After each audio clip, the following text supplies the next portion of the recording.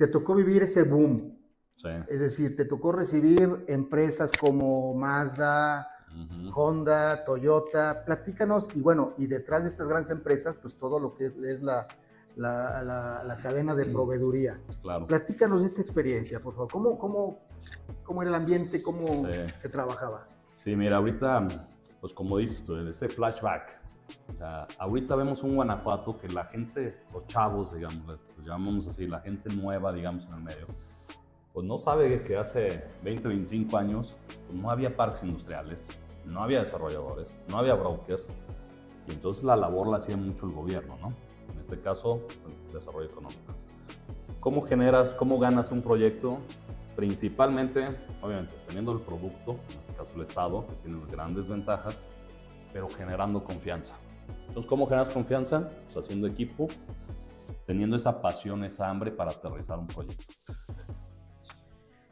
Claudio Brem, muchas gracias por estar con nosotros, por aceptar esta plática informal. Claro.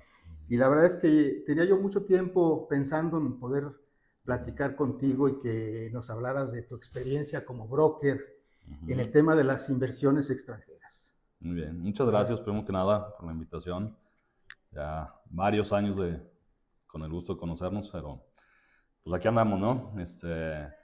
El tema de atracción de inversiones es mi vida. Nos conocimos en la Secretaría de Desarrollo Económico hace más de 20 años. Por ahí, sí. Cuando estaba en la cabeza Héctor López Santillana. Y yo recuerdo que en aquel entonces hicimos un equipazo, la verdad, en todas las áreas. Claro. Y bueno, en el tema atracción de inversiones, platícanos un poco qué es esto de broker. Mira, el broker en realidad se traduce como un intermediario, ¿no? Así de fácil. Sin embargo, pues hay brokers para todo, pero en el tema de atracción de inversiones, el broker es esa liga entre el cliente, que en este caso de atracción de inversiones, una gran cantidad de veces es una empresa extranjera.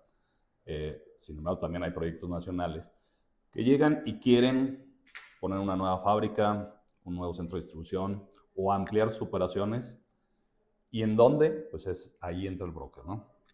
¿A dónde va a ir? ¿A un parque industrial, a una zona industrial, a una nave ya construida, a una bodega, que hay que diferenciar entre bodegas y naves, parques clase A, parques clase B? Entonces, es llevarlo a dónde va a ir. Y en base a eso también les ayudamos a la negociación, ¿sí? Muchas veces piensan que el broker va a encarecer el proyecto. Sin embargo, no, porque nosotros sabemos cuáles son los precios de mercado que el dueño de una empresa no sabe porque no se dedica al real estate, ¿no? Entonces, ayudamos, hacemos los comparativos, les decimos dónde le conviene en base a sus proveedores, a sus clientes, a la infraestructura, porque hoy en día, pues sin infraestructura, pues no haces nada, ¿no? O sea, por ahí tenemos un dicho en el medio que dice, un terreno regalado puede salir caro, ¿no? Porque pues, si no hay líneas eléctricas, si no hay agua, si no hay accesos, pues entonces te sale más caro, ¿no? Entonces es llevarlos a la mejor ubicación posible, presentar las opciones y ayudar a tomar la decisión. Perfecto. Eso es lo que hacemos. Vamos a hacer un flashback a hace 20 años cuando estabas tú en la dirección de inversión extranjera en la Secretaría de Desarrollo Económico, en aquel entonces, ahora Secretaría de Economía. Así es. Te tocó vivir ese boom. Sí. Es decir, te tocó recibir empresas como Mazda, Honda, Toyota. Platícanos, y bueno, y detrás de estas grandes empresas, pues todo lo que es la cadena de proveeduría. Claro. Platícanos de esta experiencia, por favor. ¿Cómo era el ambiente? ¿Cómo se trabajaba? Sí, mira, ahorita, pues como dices tú, ese flashback. O sea, ahorita vemos un Guanajuato que la gente, los chavos, digamos, les llamamos así, la gente nueva, digamos, en el medio, pues no sabe que hace 20, 25 años pues no había parques industriales, no había desarrolladores, no había brokers, y entonces la labor la hacía mucho el gobierno, ¿no? En este caso, el desarrollo económico. También había una oficina por parte del gobierno federal que era ¿cómo se llama? Pues estaba ProMéxico. ProMéxico, que luego desapareció Manuel López Obrador. Exactamente. Muchos proyectos pues no llegan solos, tú lo sabes. O sea, hay que ir a buscarlos, ¿sí? Todas las empresas tienen todas son diferentes. Chiquitas, medianas, grandes, pero pues hay una infinidad de nacionalidades que han llegado aquí. Si bien el tema automotriz es lo más fuerte en Guanajuato y en general en el Bajío, pues hay otros sectores también que han sido muy importantes. Pero sí me tocó el boom ser parte de ese equipo y como lo mencionaste al principio, éramos todos un equipo, desde el gobernador, el secretario pero de Desarrollo Económico, pero también se involucraba el secretario de Educación, el de Obra Pública, el de Finanzas y todo el equipo de atracción de inversiones. ¿Por qué? Porque pues había que, ¿cómo ganas un proyecto? Principalmente, obviamente, teniendo el producto, en este caso el Estado, que tiene grandes ventajas, pero generando confianza. Entonces, ¿cómo generas confianza? Pues haciendo equipo, teniendo esa pasión, esa hambre para aterrizar un proyecto. ¿Sí? Entonces, había infinidad de ocasiones que había que ir a buscar a las empresas. Tocó varias veces ir a buscar empresas que venían a invertir a lo mejor $2 millones, 50 empleos, pero era una tecnología alemana de una pieza que iba a producir para Volkswagen. Nadie la conocía fuera del mundo automotriz. Pero ¿a dónde ibas a buscarla o cómo era ese proceso?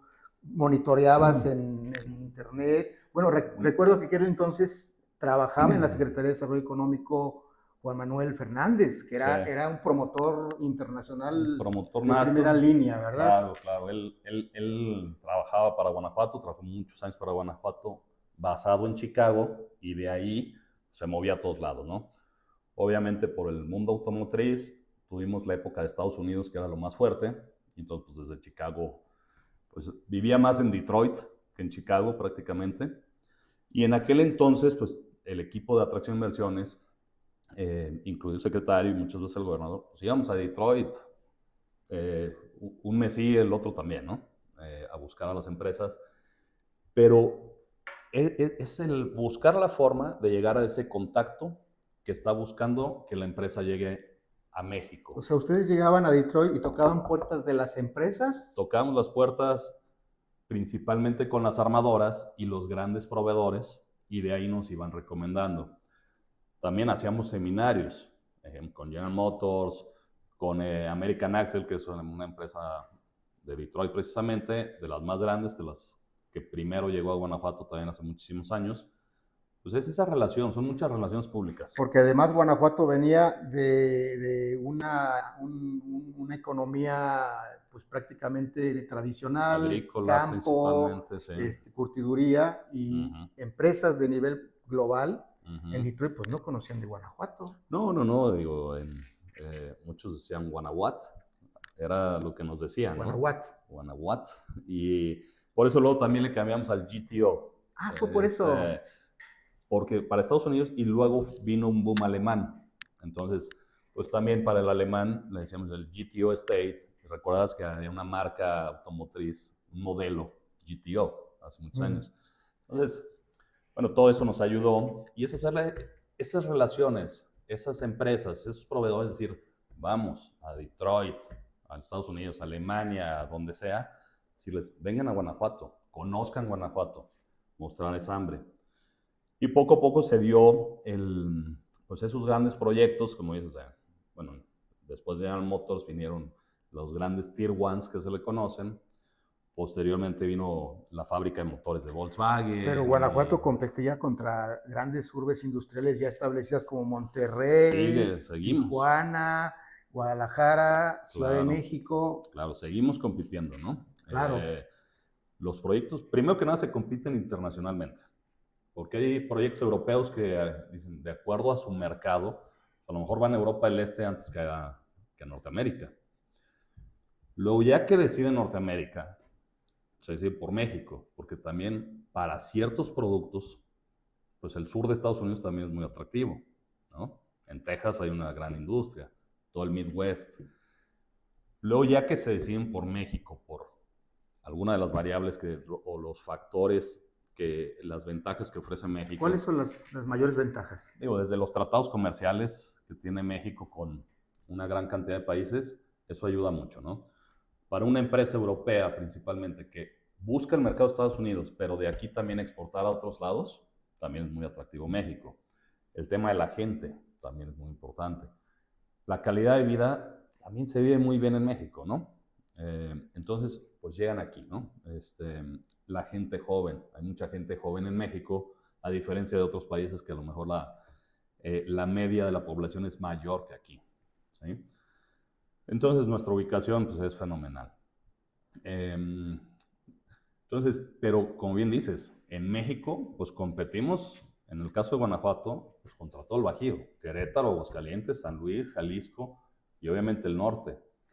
También toda la frontera de México con Estados Unidos también es muy atractiva para muchas empresas. No, y además es competitivamente es ideal. Claro, claro. Estás a un paso de los Estados Unidos. Y Nuevo León, pues digo, Nuevo León es el estado más industrializado del país, ¿no? Entonces, es un parámetro. Y competimos muchos proyectos contra Nuevo León. A veces se gana, a veces se pierde.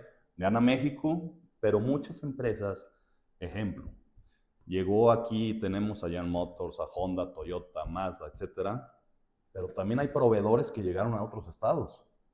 Incluso cuando hay proveedores en Guanajuato de Nissan en Aguascalientes o de BMW en San Luis. Entonces, pues es un ganar-ganar para todos, ¿no? Una ventaja de Guanajuato es que pues, todo el corredor industrial, que no todos los estados lo tienen, ¿no? 11 Entonces, ciudades. 14 ciudades de más de 100,000 habitantes. O sea, y si vas desde San Pancho, León, hasta los Apaseos, pues el mercado laboral de Apaseo no compite con el de León, ¿sí? Entonces, es una de las grandes ventajas también. Pues en cómo llegan las empresas a México, toda la competencia entre los estados, compite internacionalmente, te decía. Sí. Y es que algo muy interesante es que hoy hay más estados que entran en la jugada. Claro. ¿No? O sea, la competencia es más dura ahora. Cada vez es mayor. Con el nuevo proyecto en el Istmo de Tehuantepec, que va a detonar muchísimas inversiones. Tenemos también lo que es la península de Yucatán. Yucatán también ha crecido. O sea, todo el sur. Obviamente es más difícil para algunos proyectos, pero es empezar. Así como aquí en Guanajuato se empezó hace muchos años, pues hay otros estados que van empezando. O hay otros estados que tenían a lo mejor 1 o 2 ciudades industriales. Claro. Ahora ya tienen 4, 5, 6. Anteriormente, te hablo de hace 20 años, no se hablaba de Tlaxcala, no se hablaba de Zacatecas. Zacatecas, Torreón. Sí. O sea, Durango, el estado de Durango ahora también está compitiendo. O sea, hay muchos proyectos compitiendo en todo el país. Entonces hay que hacer el equipo para que esos proyectos aterricen donde, en este caso aquí en Guanajuato. La opinión que define. Epicentro es presentado por Partener México. Visita nuestras redes sociales. Esta cápsula es cortesía de Partener México. Partener México. Visita nuestras redes sociales.